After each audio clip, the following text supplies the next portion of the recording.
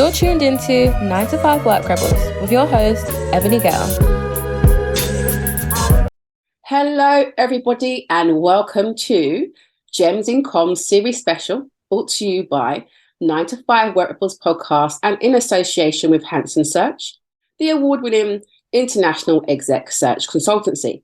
I am Ebony Gale, your host, and today it is my pleasure to be speaking with Sudha Singh, who is the founder of The Purpose Room. She's also the host of the Elephant in the Room podcast. She's a co-chair of the PRCA Equity and Inclusion Advisory Council as well. She's also the founding member of the PRCA Race and Ethnicity Equity Board. Okay, nice little EEE there for you. Thank you so much, Sudha, for joining me. No, thank you so much for inviting me. I feel that it's such a great privilege to be here today.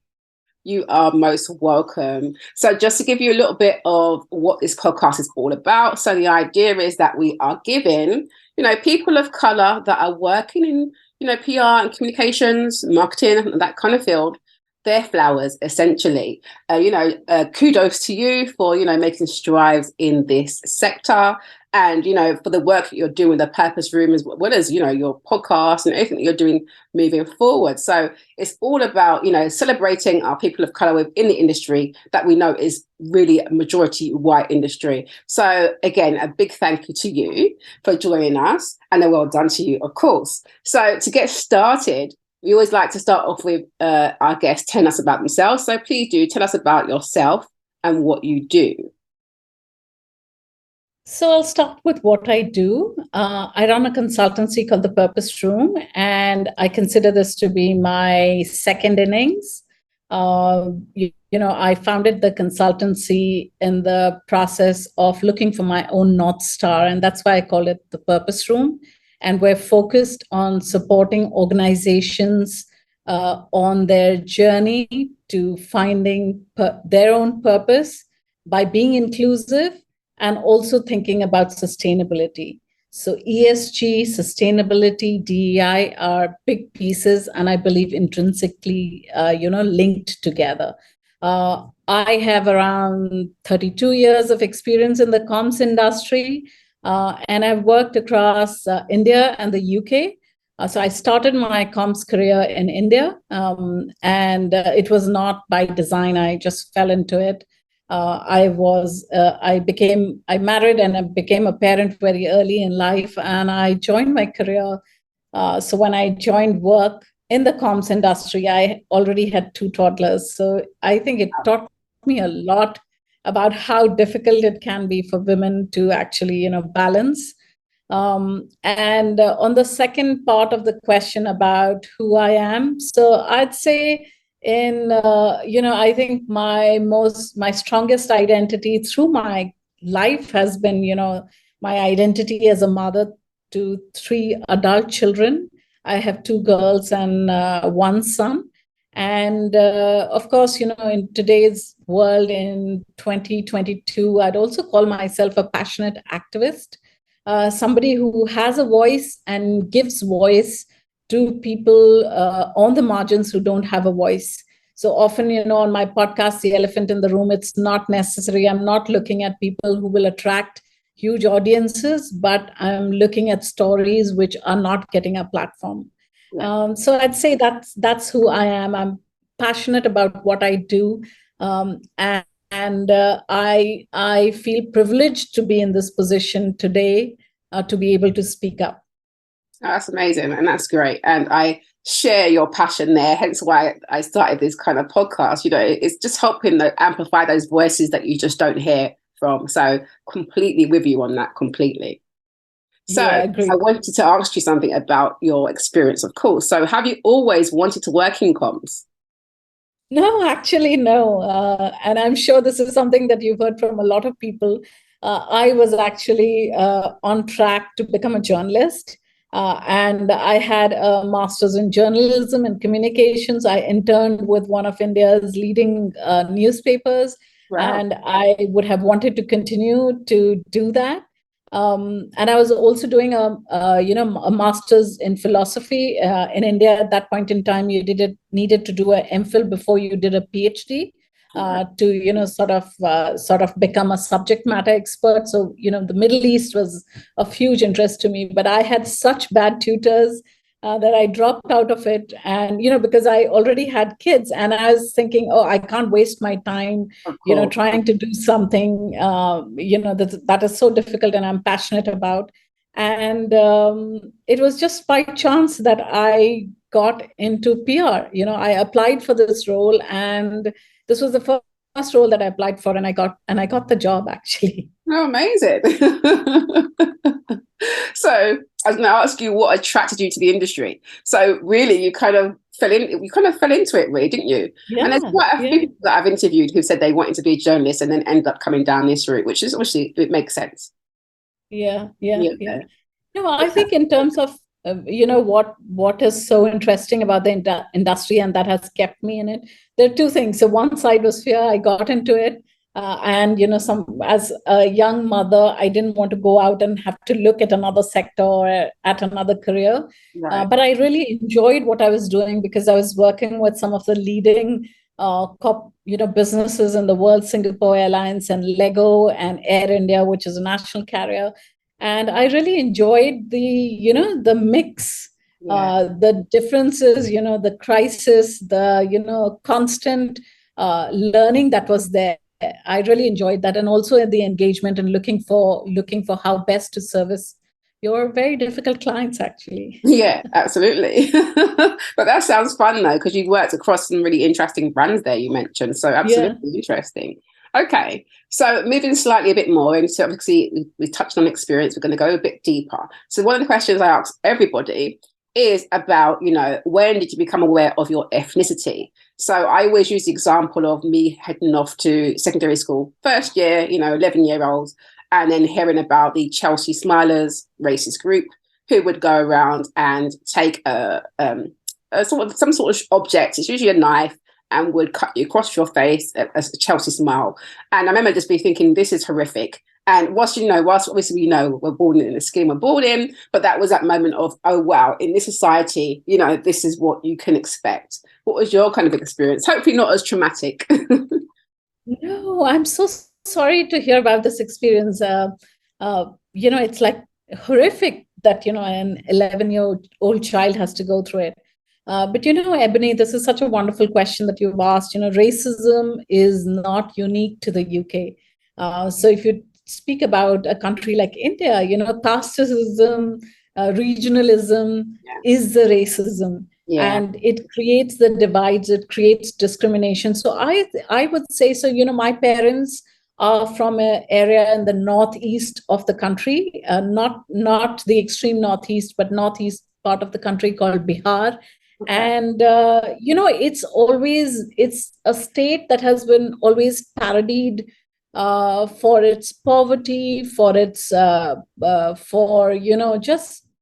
just generally not being so great. Historically, there have been great things in that state, but since India gained independence, I'd say not so great, so great stories. And so that was an identity I was never keen on owning.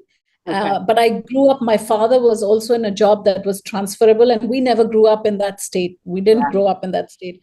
We grew up in different parts of the country, and in different parts of the country, you learn different things. But the place where I found my home was in western part of India, in a state called Maharashtra, in a city called Pune, which is supposed to be very culturally evolved and nuanced, and it is a student city. And I felt a sense of belonging there.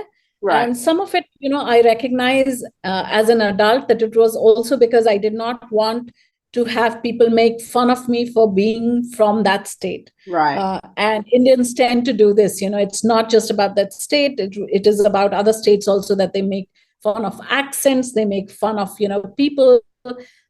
And I think the first, so when I was in school, I would say maybe third grade or fourth grade. And I knew I didn't want anyone to know that I was from Bihar. I wanted people to know that, I'm from this state, I'm from Pune, and I belong here. And, my parents have worked here and they're going to be here. And after that, I'd say, after that, I'd say when I moved to the UK, I was a reluctant immigrant. I was like, I had to be dragged kicking and screaming there. I was already, 30, 31 or 32, I think. Right. And I really didn't want to be there because I believed that there was racism inherently. And, I have always read up, I come from a family which was huge readers and very evolved in terms of, inclusion, etc. So I believed already, I had a mindset that, I'm going to face these challenges when I get there. And of course, the challenges were there. So I'd say that I had, so once when I was a child, and of course, then you constantly hear of it in India. Yeah. And then when I moved to the UK, I think it was really difficult for me just to make friends, just to, get in. I don't think I have gotten in as much as I have in the past 2 years when everything has been shut down and I've been online. Amazing. Interesting. Yeah. Interesting. Okay. So that was two very different experiences, because obviously as a childhood, you've got the whole ism about the, you're from a town that's looked down upon. So you wanted to kind of rid yourself of that. So you were quite aware as a child about those situations in India. Then coming here, you're faced with a completely different ism, which is the racism. And then it's more a case of, trying to, I suppose, find your feet here, right? Interesting. Yeah. Really, really interesting. So very interesting. And I'll also just add, my grandparents were freedom fighters. Amazing. And my father was an engineer who traveled the world a lot, and we had a lot of guests, international guests. And generally, Indians have a sense of deference towards people from the West. Okay. And white-skinned people from the West, let me say that. Yeah. And we did not have that, even growing up, we treated them as, we were equal to them in sense of capability and abilities and intellect and, the way we spoke or whatever we did. Yeah. And so I thought that was, that when I was getting to the UK, I thought that was a big challenge because my brown skin became so obvious. And the fact that, nobody thought I was equal to them or, had the same abilities in spite of the experiences I had. Yeah, that's interesting as well, because obviously you're coming, that's a good point, because I don't know if you've listened to Katrina Marshall, because she's from Barbados. She spoke about coming here and then the differences, coming from, a place where it's mostly black and brown people or whatever, then you come here and it's very different. And did you find, in terms of going through employment, we're going to get through to this, have you felt like your race or ethnicity held you back in your career, particularly over here in the UK, obviously in India? Absolutely. Right. Not once, several times actually. But yeah, we had made the decision as a family to move there, and it seemed I had no choice. So the first time round, the number of jobs that I applied for, it was not funny. And recently I interviewed someone from, was it Sweden? Right. On a podcast, Sushma, who's works now at Transcom, and she spoke about this, that you apply for hundreds of jobs and people don't get back to you. You have the qualifications, and you know how women are, you need to match up to at least 90% to 100% in order to apply for those jobs. Yeah. And people just don't get back to you because, of your name or maybe that, I think earlier we used to have a little photograph on our CVs or, our bios, and people just didn't get back. So a job that I got at the Commonwealth Business Council was because one of my past clients from India recommended me to the organization, to the Commonwealth Business Council. Wow. And if I hadn't had that in, I wouldn't have been in. I would have been strong. And you got the skills.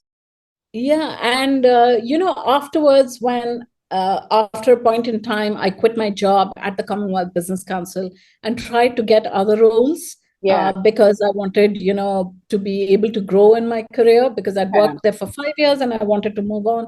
and I just couldn't get anything. I was so desperate. And that was a time I had to come back to India to look after my father, to look after my mother, actually, after my dad passed away after a long illness. And then my second stint was when I came back, tried to come back to the UK. We had a lot of financial commitments. So you can say, I finally came back to the UK in 2015. Mhm. I've been trying to do so from maybe 2013.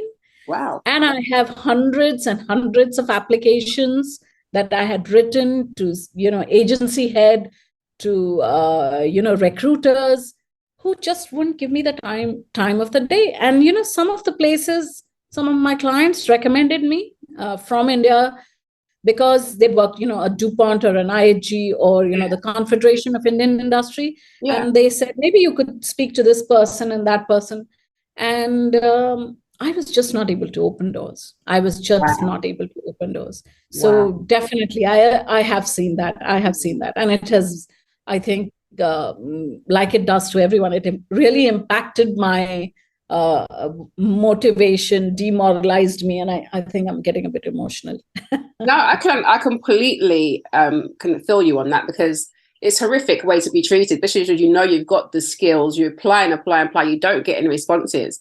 And then, if you start to question yourself, and it's not a question of your skills at all. The problem's never with you. It's always with them, and that's what I remember. We place that family back with them. But whilst you're going through that, you can't help but sometimes, you start to look at yourself and start to think, oh, is it me? But no, it definitely isn't. It's the system is broken if that's what they're doing. They just see a name. And it was, it was really frustrating because, when I came back, this was also the time I had an empty nest. Yeah. So my kids were grown up because I had them so early and they'd left home. Yeah. And I was thinking, okay, this is going to be my best time. Best time. And I'm going to rock it. I was an agency head in India. I'm not going to be an agency head in the UK. So I recognized that part of it. I said, I'll take a couple of steps down. I'm okay with that. So people wouldn't give me a job. Wouldn't even give you a chance. Thank you. And I think that's amazing that even for you to get a job at the Commonwealth, that came from recommendation from India. I mean, if you didn't have that, then what would have happened? It's unbelievable. Unbelievable. And I'm sorry that you had to experience that. Obviously you're thriving right now, but I'm sorry you had to experience that, and I'm glad that you're sharing that, because you're not alone in that kind of experience. No, I'm not alone in that. There are lots of people who go through these struggles. Yeah, absolutely. Absolutely. Sadly, So would you say, have you actually ever witnessed racism in the workplace whilst you were here in the UK in particular? I think it's very subtle, right? It is. It's microaggressions, not getting access to, some of the key projects, not being included in a lot of the conversations. Yeah. And, for me, I think it was my, the timing of my trying to come back. I mean, I thought I was in my mid-40s when I started trying, and I got closer to 50 by the time I got back. And it was, I think, the intersectionality of the whole thing is that I'm a woman of a certain age. I'm brown. I'm, I'm an immigrant. And people like that were not in the boardrooms, were not in leadership positions, even in 2015. I hadn't seen them, and I didn't see them in an organization that I joined for a short period of time. I have seen that very, very clearly, not just with myself, but with other people, where, you don't get projects. You just, don't get to be a part of the inside, group, the inner group. And you're trying very hard to fit in because it's supposed to be your job to do that, to be, to get the cultural cues, to get, the references. Nobody else is going to make the effort unless it is some sort of racist trope, which is really not helpful at all. No, exactly. Absolutely not. Indians and great curry or something like that. Yeah. Something where you just think, okay, right, more microaggressions and racism coming your way, So it's interesting. So like you said, we see it across the workplaces. Have you, obviously it's more microaggressions like we've been talking about. have there any examples of how it's been handled, or was it just not handled in the cases that you've seen?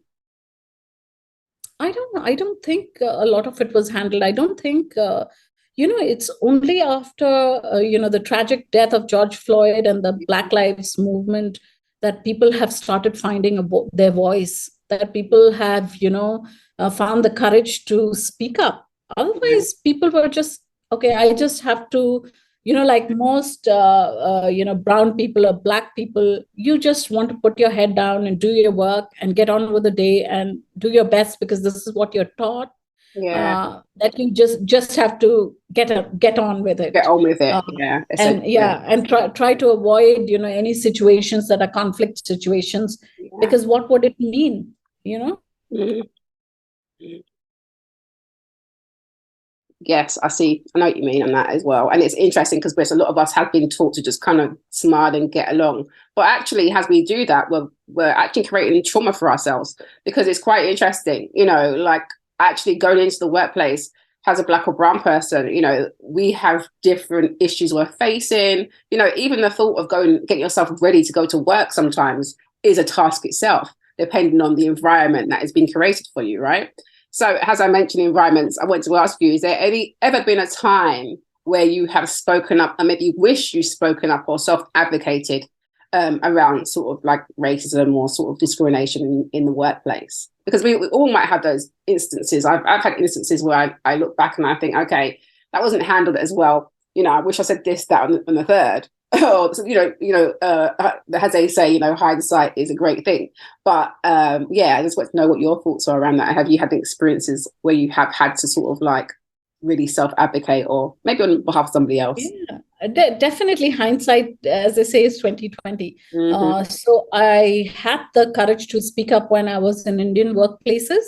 And there is discrimination here too, for people who come from smaller cities, smaller towns, who do not speak English as a first language. There is a lot of discrimination. There is a lot of stereotyping. They can be excluded from opportunities also. And so I have spoken out on those occasions. And as a leader, I have, tried to shut it down firmly and not allow that because I was responsible for the agency. So I'd not allow that at all to happen.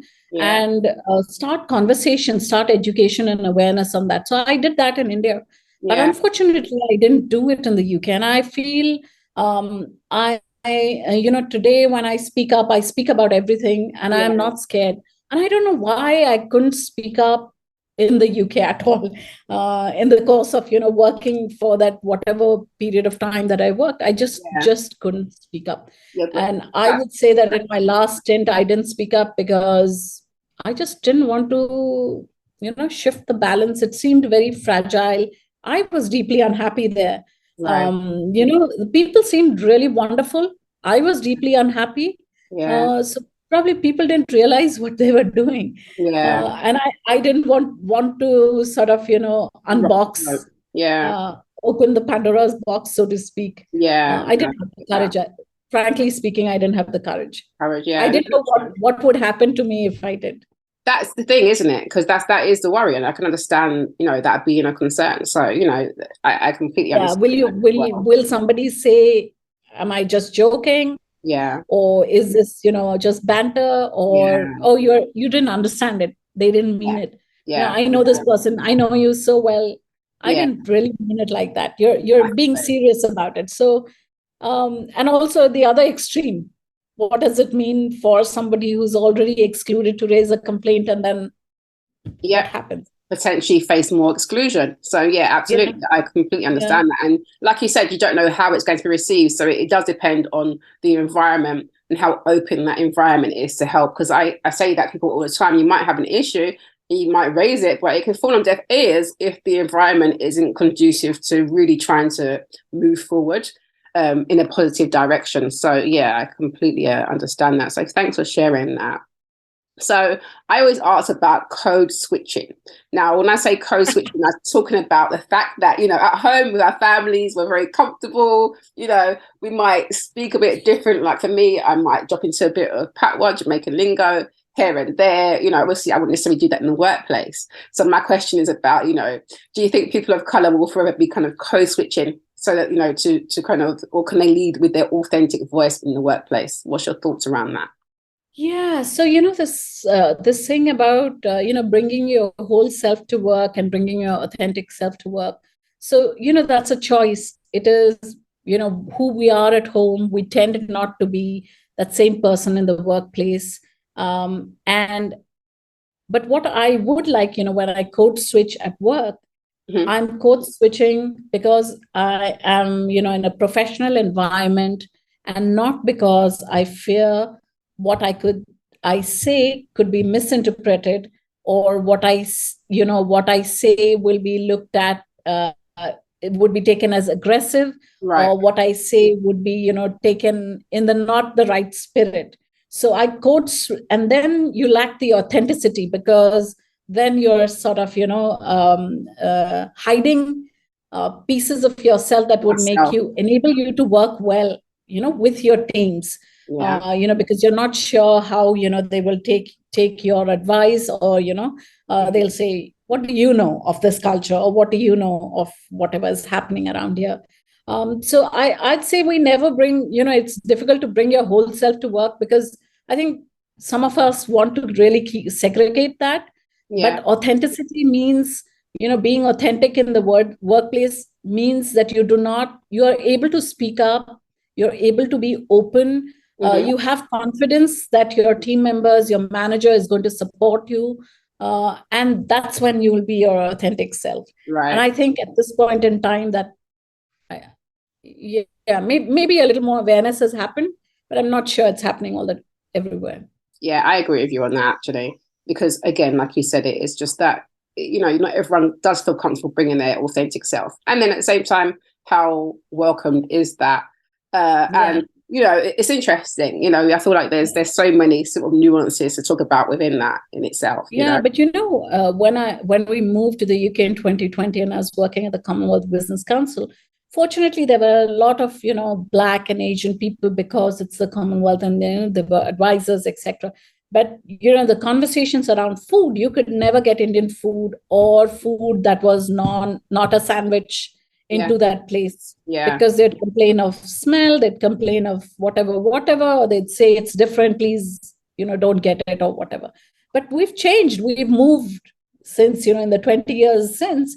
I mean, I think it's acceptable to have a wrap which is chicken tikka masala or whatever.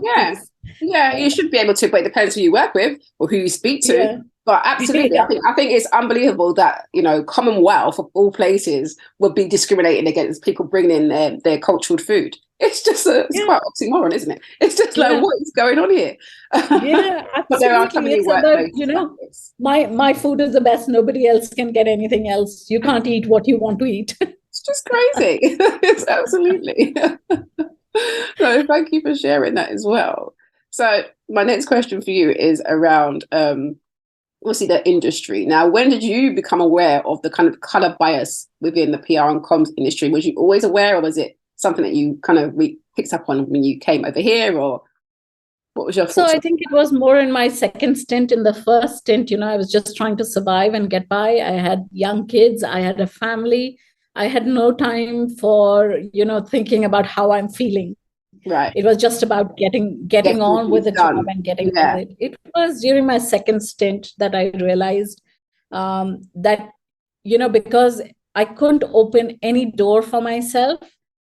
And it got me thinking, this is maybe 2017 and 2018. And I went into a period of deep learning to understand why I was facing these barriers. So I'm a cisgender middle-class woman. Mm-hmm. It's not as if I have, issues with social mobility. My children didn't go to private school, but that's because we don't believe in it.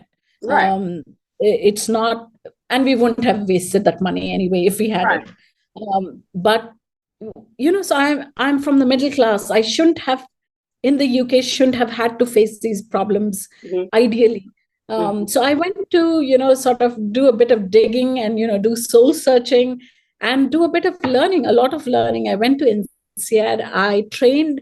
I'm a certified EDI trainer now and an equality champion. Yeah. And I wanted to learn about the laws and legislation. And, in the course of the learning, I realized that it's my intersectionality. It is my brown skin, it's my age, it's my being an Indian, it's immigrant, a person, who's come back, a returner, all of these things and the choices I made in my life, before that, had coalesced to create these barriers for me. It was that point that I realized, how damaging my skin was for me. For you. Interesting. But it helped me to find courage. It helped me to stop being that person I was before, who just had to get on with, work and do her job well, because we are all, like I heard one of your previous interviewees speak, that, we work harder, twice as hard. Everyone works hard, in the industry, but we feel we have to overcommit in order to shine or to do well. Absolutely. And so, in at this time, I found my North Star. I know what this challenge is, and I know what challenge I'm facing, and I don't want other people to face this challenge. And that's when I became a sort of a DEI activist and advocate, and started doing a lot of industry advocacy, speaking up about it. And I suddenly found my voice in my 50s. So because of the skin and because of the challenges that I faced, if I had not left agency life, I didn't leave it by choice. It was the rock and a hard place. Yeah. And if I had not stopped thinking that, my career needs to follow this agency path where I'm a partner, leader, etc., and I had not stepped back to think of an option, I would have never been where I am today. So the brown skin was a big challenge. I recognized it in my second stint in 2015, I guess. Yeah, interesting. All through rejections and ghosting and exit. Yeah, you start to realize, absolutely. And that's one thing I always say, that it doesn't matter if someone's racist, doesn't matter if you're rich or not, they will look at you as a particular way. And you see that throughout the world. But it's amazing, isn't it? Just that people will literally, take issue with you because of the skin you're born in. I still find it really perplexing to this day. It's just like, you don't have anything better to do in your time. Why? It's absolutely crazy. Actually, there is a whole industry which perpetuates this kind of thinking. It's not by chance. People are continuing to perpetuate these stories around the divisions and divisiveness around Black and ethnic minority groups, and so it's never going to change until our voices become stronger and we are able to stand up. And more louder, absolutely. Yeah. So as we speak about, being born in your brown skin and, using our voices, like you said, I wanted to say that it's interesting, isn't it? Because when you look at us on a global scale, we are the global majority. So essentially, absolutely, we need to definitely look at amplifying our voices, because really there's more of us. So clearly there is some sort of, the balance is off. We need to get it back. Absolutely. So no, I definitely agree with you. We need to reclaim our voice, Ebony. That's what we need to do. Absolutely agree with you. But also we need to make sure the voices are being welcomed. Or not always being welcomed. Sometimes we just got to push the doors in and we just got to, kick the doors down. But I suppose we just got to make sure we are having almost an equal footing to get ourselves out there. And I think that's the difference for us in terms of, supporting each other and making sure we're sharing and, supporting each other in this kind of, mission. Because it is not mission impossible, it's mission possible, okay? So I wanted to get your thoughts on allyship. So what are your thoughts on allyship? What does it mean to you? And, can you share an example of good allyship? You've got some people who just do not like the term. You got, I just don't know. How do you feel about allyship? I think allyship is a term that captures it effectively. Mm-hmm. And if people can come up with a better term, that's great. But it's something that is so important in today's world, in the workplaces. We are discussing just now about, breaking down barriers and, finding our voice. But we cannot do all of that without allies who are in positions of power in the workplaces at this point in time. Mm-hmm. And there are a lot of allies. Some of them need to be activated further. And those that are already sort of, converted and in tune and, want to support are doing a great job in the industry. I know of some great leaders who are like really stepping up, and trying to set an example through their own actions, around how allyship should be. Allies don't have a role that is, of a bystander. Mm-hmm. They have to be an active participant. And they have to, understand. So they have to do their own education. I think everybody should educate themselves. They shouldn't ask other people to educate them about, what the challenges, city. But there are many different, if you look at all the protected characteristics, whether it is disability, whether it's age, social mobility, neurodiversity, we need allies who understand that people are different, and each one needs to be treated differently. Workplaces can be designed around the needs of not an average worker, but around the needs of different people, individuals who exist in that organization. Yeah. There's this myth of the average worker, and we design all the workplaces around them, and that causes a problem. Because, if you design workplaces around the current system, it is what you say, it's hugely white, mm-hmm. and it is hugely, in positions of power, middle-aged, and gray and male. Yeah. So you cannot design solutions around that.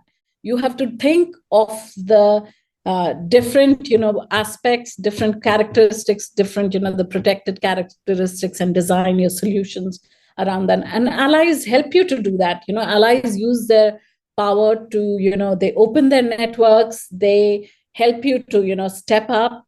They will be your ally if you're in a meeting. They will, give you a chance to speak instead of speaking themselves. If they have a conference, they will invite you to that conference, or they will get you to speak instead of them.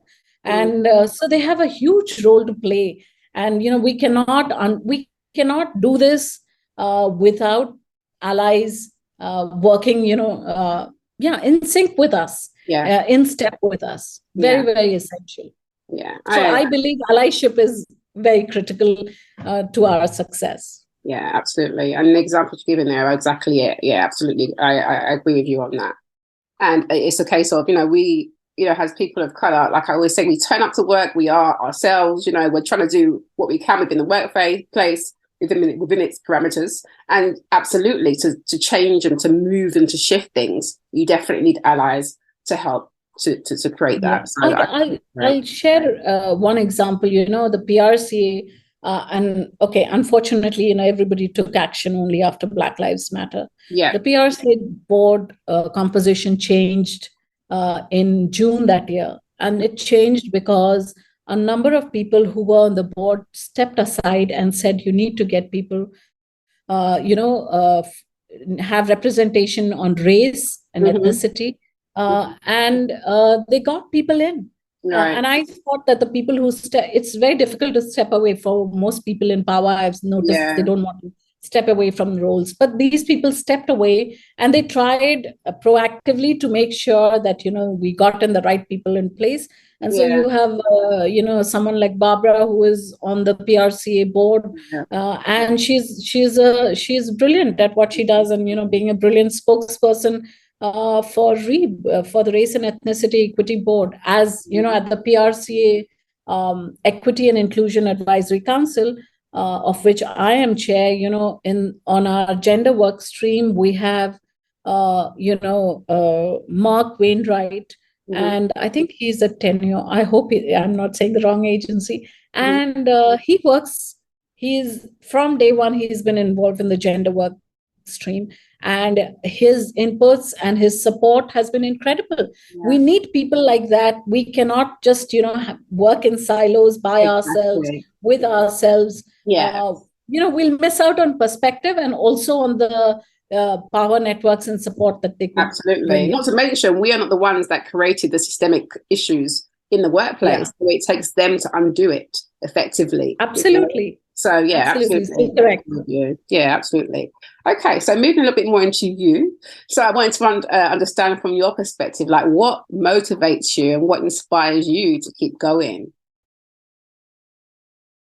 We live in an incredible time. And like I was mentioning a couple of questions ago, that I have never felt so energized, so positive, so motivated in my career like I have in the past 2 years. And this is, during COVID times when there's been a lockdown, when you're not meeting people in person. But what that has done is that it has freed people up to meet over Zoom, to stop making excuses. And I'd say I've met more people who I believe will be a part of my professional and personal life in the future in these 2 years than I've ever met in the past 20 years in the UK. Wow. And that really motivates me. I get motivated by the incredible young people who are doing such a tremendous job by speaking up. And not just young people, young, old, people with disabilities, people with neurodiversity, who are so sure about what they want to speak about, how they want to run their life. And they're not like me in the past, where I need to put my head down, I can't speak because it might sort of shake things up. So I'm really motivated by the incredible people who are there is Kamikwa from Kolda. There is Elizabeth, who is doing a great job. There is Shiraz Gulcher, who is people like us. There is Diane Gray's son, who is like giving her time and doing this ethnicity pay gap thing. And there are so many agencies that have been set up around purpose, who are not following the old model, but who believe that you can work in a purpose-led organization and have a more fulfilling career, with flexibility, with work-life balance, but doing some great work. So I am really, really motivated by, the world where we find ourselves. I know there's a lot wrong in this world currently, but I believe there is a lot of hope when you see all of these people. And of course, one of the biggest motivations for any mother, my children, they inspire me every single day. My kids are like go-getters. My older daughter, she works with Kraft Heinz, and she is the food services lead over there. And, the incredible amount of work that she does, and she follows her passion. A couple of years back, she went to learn stand up, and she gave herself 30 days to learn and then stand up in front of on a stage and speak up and run a whole show. And I thought that inspired me. Okay, if she can do this, I should, after 30 years, be able to do some things. My other child, she's such an adventurer. She travels everywhere. She doesn't let other people's views, ideas of her sort of change her. And I think we need to learn as human beings that, I cannot respond in a fashion that person is thinking I'm going to respond. I need to be my authentic self here. So there's so much of motivation and so much of learning. And my son, he is an amazing young man. He is, he's an amazingly sensitive young man. I think being raised with two older sisters does that to you, but also kudos to him. Well, that's good. That is good. But I agree with you. The young generation I feel like they're very much more vocal. And I think that's important. That's also because they've seen things that's happened in the generations before them. I feel like it's spurred them on, and they are much more, well, actually, if it's not like this, I don't want it, and I want it to work around me. And I love that. I think that's we should all be taking leaves out of their books of these young ones. It Absolutely. It's also freed me up to do a lot of learning I'm constantly learning, which I never did in my 30 years. I didn't have the time to take a break and do that. But at this point in time, I've just been learning and learning. My ESG stuff, I've just finished an IIFF course and the GRI stuff. And I'm constantly challenging myself. I wouldn't have done that if I didn't see so many of these people, doing so much to make a change. So I'm inspired, definitely. And that's brilliant. All right, so moving on, I wanted to ask you about challenges. So what have you found the most challenging on your journey so far? Well, I've got an idea, but I'll let you answer that. A lot of challenges, not being recognized for your experience and capability. In my second stint in the UK, I could see that people who were coming from outside, who had international stints in the East, were coming in and taking up very senior agency jobs, and they were all white. But I couldn't get senior agency job. That was not open to me. So that was like really, that was not a great feeling. And the other challenge I would say is, when you, for example, now, even now, people don't recognize me for my capability. They recognize me for my advocacy. And they don't think of my experience. They think of my DEI capabilities. They think of, the work I'm doing as an industry. So often it misses out. So what happens is that people conflate that with me. That's just a part of me. That's a part of me that exists because I've faced and I have seen the amount of, discrimination that exists, and I want to make a change. But that's not my day job. And so unfortunately, I don't get, the amount of work that I would think I would have gotten in the UK, considering my experience even now. And so that's the reason why I find it easy to come back here and stay here and do some work here where people recognize me. And recognize all your skills as well, which is awesome. Okay, so going back to being an employee, putting your employee hat on, what I wanted to ask you is, what would you want from your employer, and what makes a good working environment? I think what makes a good working environment, I would say that I think the first thing, it starts with, culture is a very important thing. But I think it starts with where you're going to look for your people. How are you recruiting those people? What are you paying those people? How much transparency is there around who gets the project, who gets promoted, who gets to represent the organization? Because I still notice that, people like us, Black and brown people, generally, we do a lot of heavy lifting around DEI issues. And that's why I keep telling a lot of comms people that please remember, it's not your job to do DEI. You should be conscious about it and know about it and speak up if somebody, but it's not your job to deliver on DEI. There is a specialist who should be doing that.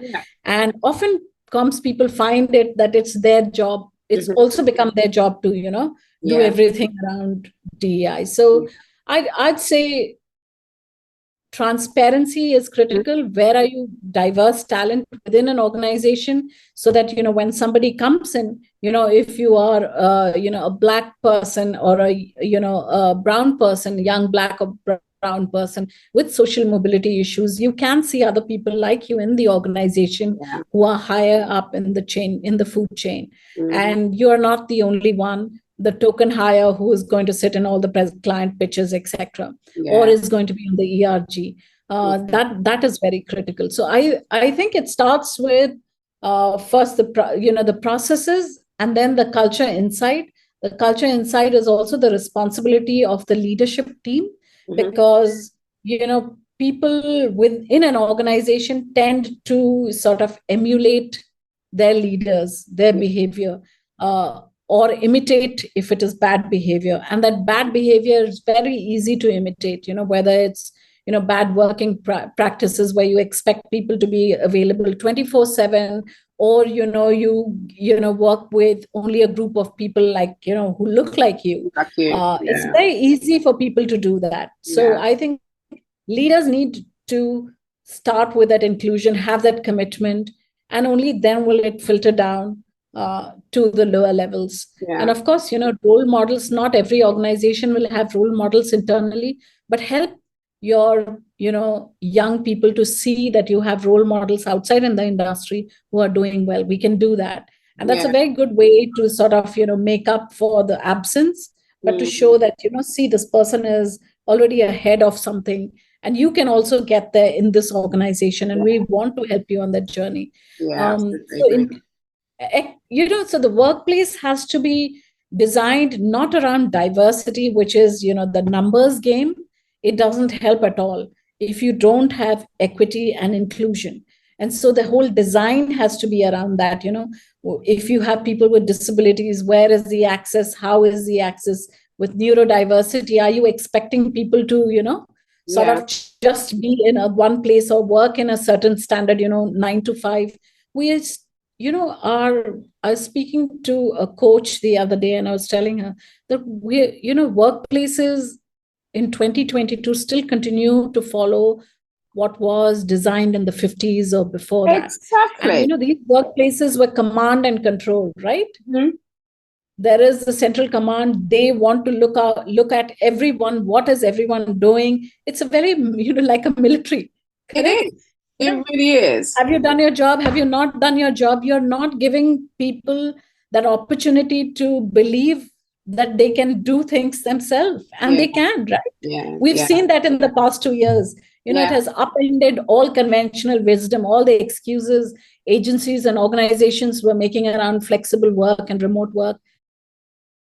They were productive. It just doesn't so many of them made so much money. They have to stop making excuses. And don't start with the diversity piece. Start with the inclusion and equity piece. Equity, absolutely. I believe that as well. And I thank you for your answer, because I was just about to ask you about diversity, but you literally just answered it already. Because I was going to say, what does diversity, equity, and inclusion look like? And you just described it. Essentially, looking at, everybody's different needs and making sure you're including that. And obviously, definitely, equity to me is definitely key, because that makes a big difference in terms of where people are in the organization, because you've got to be a bit more fair about it.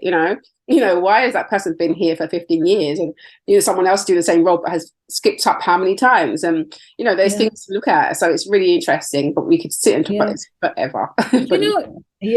Ebony, there have been 2 reports recently, one in October and one in September, I think, one just this month and one in September, which speak about how DEI efforts across the world have stalled, and that most of the money that has been going into DEI efforts has been on numbers, on diversity. That is on, just getting people in, but not thinking about, is the environment such that those people can succeed and stay in the organization. Exactly. I find that really frustrating, because I feel like so many organizations have been all about optics. So post George Floyd, you have people posting these black squares, but then you hear things about, people of color who are working for these agencies and having issues, and then you're posting black squares. You've got to, sort out your own home first as well.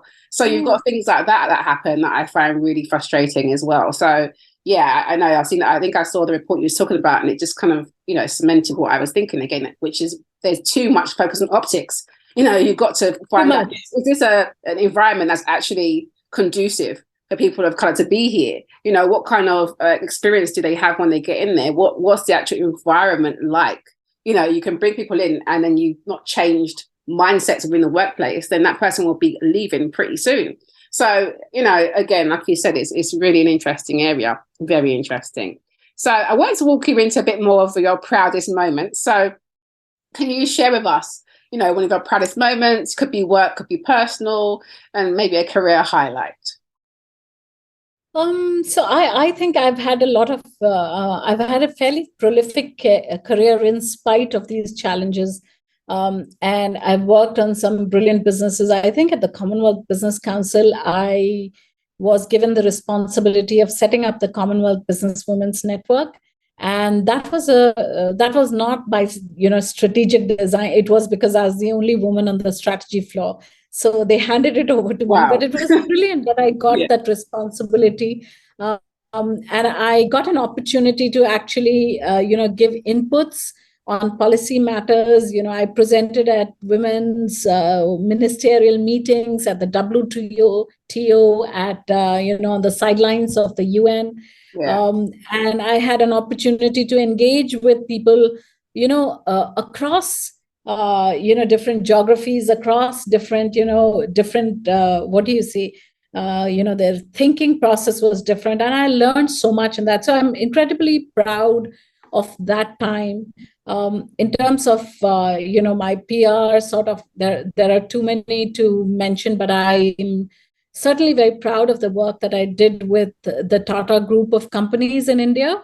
Yeah. They are a really values-driven company, and I feel immensely proud that I had an opportunity to engage with such a company for such a long period of time. More recently, I feel proud of myself actually for getting up. After getting hit by the bus and sort of dusting myself, getting up and hit by the bus as in the profession. Barrier. Yeah, I know what you mean. Yeah, that kind of. And dusting myself and launching my podcast, The Elephant in the Room. I feel really proud about it because I treat it as my learning and listening project, and I don't have anyone else involved in it, except an editor who, edits. Once I edit the transcript, he edits bits of it. Yeah. He's brilliant. But otherwise, I, look for my guests. I do the questions. I do the research. Yeah. Because I learned so much from it. And I'm very proud that, now we are on our 83rd or 84th episode, 2 years in. And I'm also proud that I'm trying to make my way in spite of the challenges that I have faced, in spite of the barriers that I continue to see, in an area that I believe is going to be good for me, of course, for my soul, and working on, ESG and sustainability and, DEI. It is good for my soul, but it is also incredibly important for the planet. So I want to work on my passion projects, and I'm proud that I'm able to continue to be on the journey. It's, in terms of, having, what do you say, hit pay dirt. I've not done that, but I continue to persevere because I believe that this is an area where I should be, working in. So I feel proud of those small decisions. That's good. Those are great decisions, big decisions, and that's something to be proud of. Absolutely. And it just sounds like to me you're very happy because you're in alignment with what you're doing, and there's nothing worse than actually going somewhere and not liking where you are. I've been there, or not feeling appreciated, going to a workplace that you're just like, hate, or just, have so much issues, and it affects your mental health. It affects everything, the stress, your body, Absolutely. Your well-being. So finding somewhere where you're happy is the aim. So at least you're happy. You can see it, you look like you're very happy. Yeah. I love it. I am. Yeah, I can see that. I like that. So talking about the industry again, I wanted to get your thoughts on, how you think the industry will evolve over the next few years. There's lots of changes going on. Do you think DEI will still be on the list? I do feel like it's kind of slipping down. But what do you think? I think the industry is evolving. And I think the future is going to be about agencies and consultancies that have purpose and are purpose-driven and have leadership which believe in being inclusive, which believe that, unless they are inclusive, they cannot advise their clients at all. And I believe the future, if this industry does not transform, we are not going to be able to survive because, we've just found our seat at the table during the crisis because it was a crisis period. Yeah. And we have that option now to actually step up and, own up the issues that we as an industry have not addressed and make those changes. At PRCA, REEB, Barbara has done a phenomenal job in keeping us focused on the ethnicity pay gap, on, just the industry pay gaps that exist, on, the issues of social mobility. Yeah. We're working on disability. We are trying to make the industry more inclusive. And I think if you look at the future, if you look at where the talent is, millennials want to work in places which have a purpose, which have a DEI commitment, And this is not me speaking, it is research shows that. So, if you don't have people to service your business, people to actually work with you, where are you going to be? So I am hopeful for the future, not just because, there's imperatives, but I've seen a lot of people proactively going out and setting up their own shop, which is very purpose driven, and which I think in the future, it's going to be about these agencies that are going to support clients doing incredible work, because they're going to be very focused. They're going to be very skilled and experienced, and they will have deep understanding in the areas that they are talking about. So I'm very, very, very positive about it. But I think for the future, it is also about, as an industry, we have to constantly skill and upskill people. And we have to show people, I noticed that in this industry, when you get to 40, not everybody becomes an agency leader. How do you give them a path that is fulfilling and that, considers their changed sort of situation by the time they're 40? How do you ensure that they have a fulfilling life and career post that? And it's not just, the boring job that they're coming to because they get such a fat salary. Exactly. Because I feel like we're in a day and age where, well, for me, I've always been a person I don't think that it's just about the money. You want to have the happiness. Obviously, there's a lot of people and a lot of people are much more in that alignment side of, I want to work with something that has purpose and I want to be paid, well for that. But I'm not just going to be, turning up to be your token person while you pay me all this money. Not everybody's comfortable with that. So it's very interesting. Very interesting. Yeah. Sorry, I just want to add one more thing. And it's never going to be back to normal. Like a lot of people are expecting back to normal. You never go back in time. You can't go back in time. The future is about, thinking about solutions that suit, your employees. So young employees may not all young employees may find it easy to, work from home. But some may find it easy because they have caring responsibilities and they have extended families. So you really have to think about the future, be open-minded about it. And I think as an industry, we have to do that. We don't have a choice in this matter. Yeah, absolutely. Agree with you on that. Absolutely. And I think the days of the excuses of, well, like we said about the pandemic, before the pandemic, it was, no one can work from home and all this kind of stuff. It's like, you've had a whole pandemic now. Business is pretty much as usual. Lots got done. So there's no excuse here, There's really no excuse. Absolutely. Absolutely. So what key lessons would you say you've learned throughout your career that you'd be happy to kind of share with our listeners? And we'll make it a double. And what kind of advice would you give to young people, particularly of colour, who are considering entering the industry? Yeah. So I think this is such a great question. So key lessons that I have learned, my biggest learning is that everyone needs to network. Women from Black and ethnic minority communities or marginalized communities, even more so. Because if you don't have the networks, you don't have the safety net, this industry is very difficult. And I found that I think a lot of the challenges that I faced was because I did not have any networks in the industry. So, I was, when I was here, my kids were young. And when I was there, my kids were young. They were growing up. I had no time after, working for 12 hours to actually go and network. I wanted to be back with the kids and the family and, just do my thing. So I never spent any time on networking at all. It was not something that was a priority for me. So I would say networks are very, very critical because they help you to grow. They help you to connect. And, more than friends or people within the industry, that who very closely, I think these networks are important to your personal and professional growth. And these networks, you can get personal advice, you can get professional advice, you can get guidance, you can get, connected to other networks. And it helps you to grow as an individual, to learn different perspectives from people within the network. And of course, sometimes you'll find a great mentor or a great sponsor within those networks. So for me, I think my biggest learning was around networks. And the second one was about keeping, a mindset around learning mindset. Be curious, be interested. That is very, very important. I think we are in a phase where there is a lot of fatigue around information and content and work and everything. So how are you going to remain, curious, and how are you going to remain, relevant? The world is changing so fast.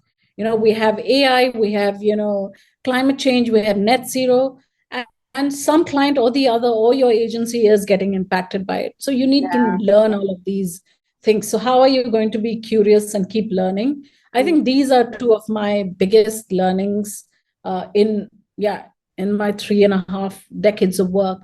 And for young people from Black and ethnic minority communities, I'd say from the global majority, actually. Yes. Let's start saying that. From the global majority, I'd say don't be scared to approach people. Again, networking is very, very important. You want to connect with somebody on LinkedIn, connect with them and ask them what you want to. Don't be shy. Don't think, you'll get rejected. There are a lot of really good people who are open to being contacted and, who want to engage with you. And also believe in yourself. I think believe in what you're doing. Don't be fearful when you enter. Because people, this is like a jungle. People get a sense when they can smell the fear. They can smell the, this thing, and probably the reactions, how they engage with you is all based on how, your body language, etc. So believe in what you're doing. Get a mentor, network a lot, apply for jobs, go for networking events. There are so many free events nowadays. If you even go for these LinkedIn events, etc., that happen, you can connect with people. You can tell them that I saw you on this thing and you were speaking about it and it resonated with me. So I would say making connections is very important, and don't be afraid to put yourself out there. There's nothing to fear. Lose that fear, definitely. Exactly. I always say fear is actually false evidence appearing real. So it's not even real itself, just got to remind yourself of that. Absolutely. Absolutely. Yeah. All right. And then jumping into, these are kind of my last bit of questions. So it's around mindset. So, I'm very big on the mindset. So how do you deal with the kind of internal mindset war and, managing self-limiting beliefs? So I think, like I said, in the initial part of my career in India, I think I didn't have the time to think about that part of it, about self-limiting beliefs. I was just very driven. Right. I knew that, I have to know more than my client and my, my leader. So for everything, I did a whole lot of research, reading. I was the best informed. I knew what my teams were doing, right down to the intern, what they did, etc. Not micromanaging, but knowing what they knew. Because knowledge is, sort of powerful, and it can enable you to work better and, work more efficiently. And so that was my focus at that point in time. But, the rejections that I have received during my stints in the UK, they truly shook me up, and they have, I think they really shook me up both the times, and it's difficult to get back to it. And I think the only thing that helped me to get back to it was, the learning that I did, the amount of learning that I did, that education that I put myself through, and also starting to speak up and believe in what I was doing. And to not feel so scared about speaking, to put my head above the parapet, because what did I have to lose now? So I think people should be like that mostly, not because they faced a barrier, but just present yourself every day very consciously, very intentionally, and know about what you're doing. I think that is very critical. I mean, no amount of confidence is going to help to limit your lack, if you lack knowledge about the work that you're doing. Yeah. So of course, learning is very critical, but also, also turning up intentionally and authentically, which you were speaking about, and being able to even admit to failure or admit to the lack of, knowledge on something so that you can learn and progress.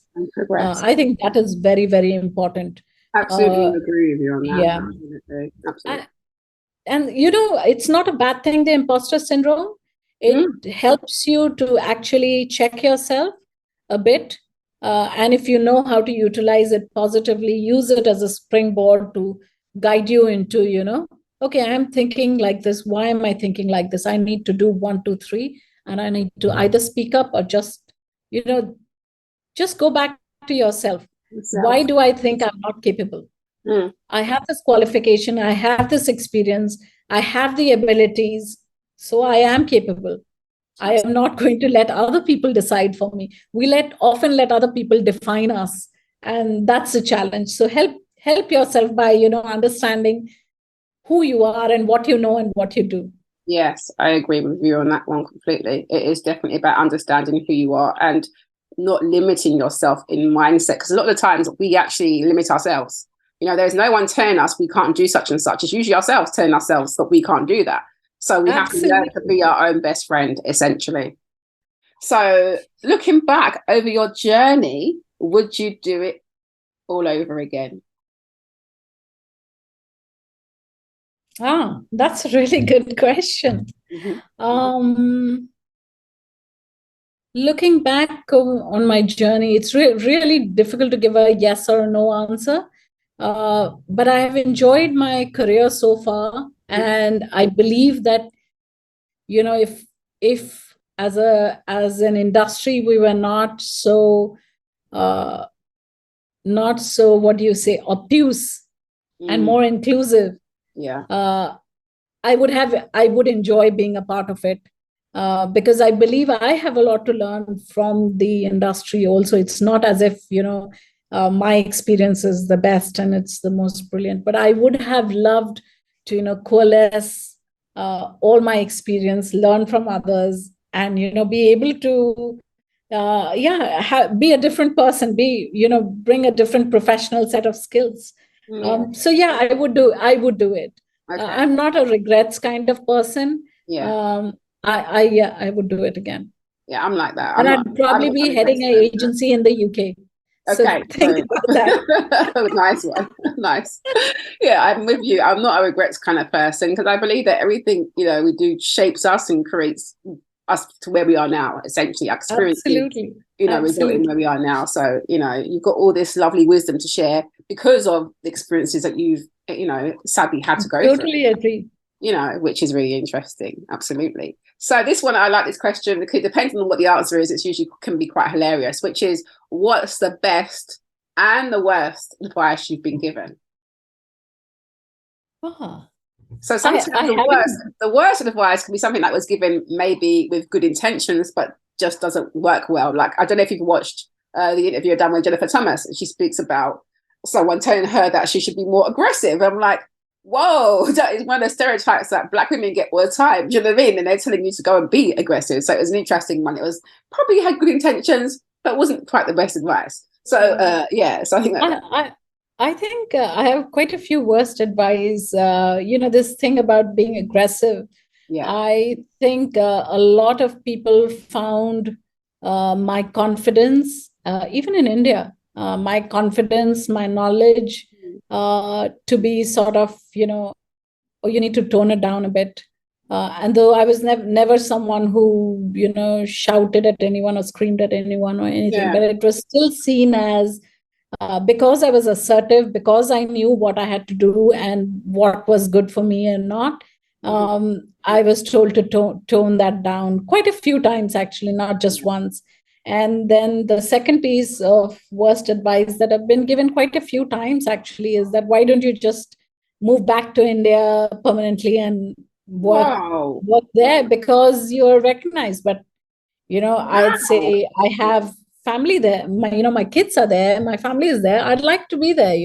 I'm a British citizen. I should be able to live. It. It's unbelievable. you don't have to justify where you choose to work. Like, don't tell me that I'm living in this country. Well, go back. I mean, it's unbelievable. Oh my God. Lord have mercy. And I think one of the best advice, actually, one of my clients had given me right at the start of the journey, and he was about, we were at a restaurant and we were having a meal, and we were at this, like, it was a 7-star restaurant, and we were having a meal. Not that I would have ever gone for it, but he had taken the team out, and then he called the restaurant manager to complain about how the quality of food, and we were mortified.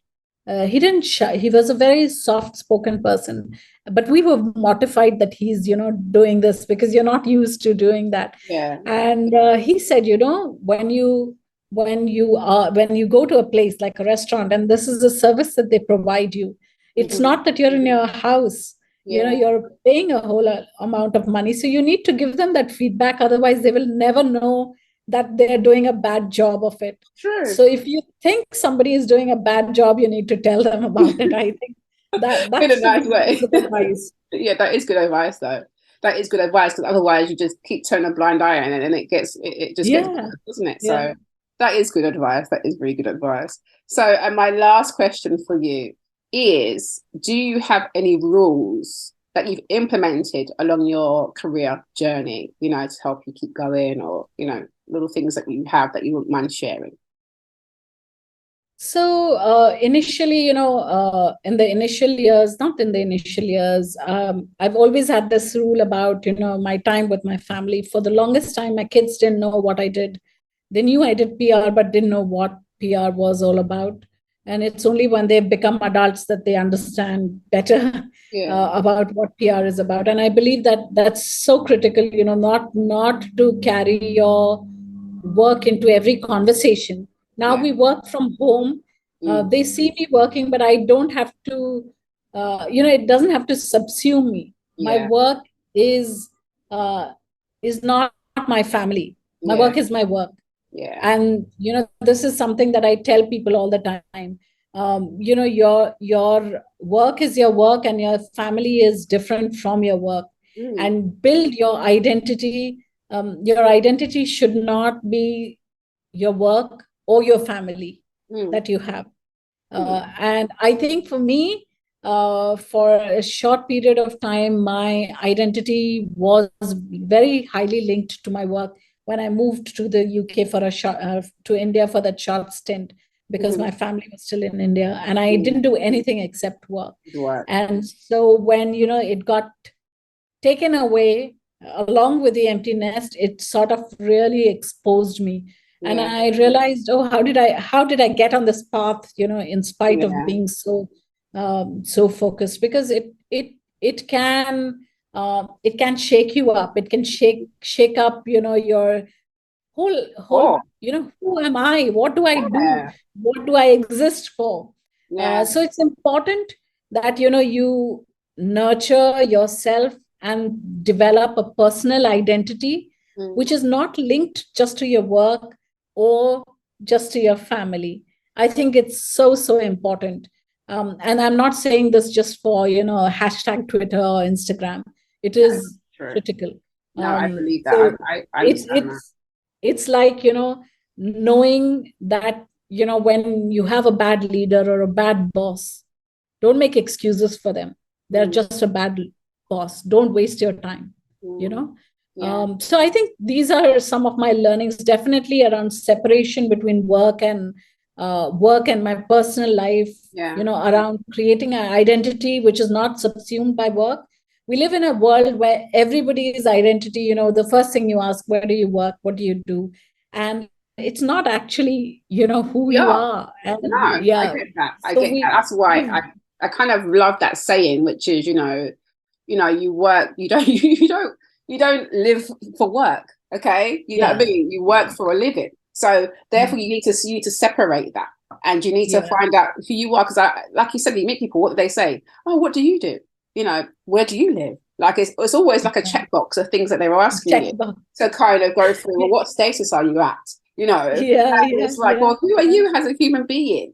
Like, who are you and what are you about? And I feel like because of the way we work and the way the society is actually structured, a lot of us don't have time to really get in touch with ourselves until Absolutely. something like that happens, like what you mentioned, where, if something happens in the workplace and you're not necessarily with your family. Like my daughter's older now. So, whereas before I was running around, doing nursery or doing, things change. Yeah. And you're like, okay. Yeah. So, you start to take note and start to kind of take a look at yourself. But especially for myself, because I work for myself and you work for yourself. Yeah. But I feel like if you're in a job and you've got a family, you've got lots going on, sometimes you can get lost in that and then you don't know who you are until like. Absolutely. Like, oh, what is going on here?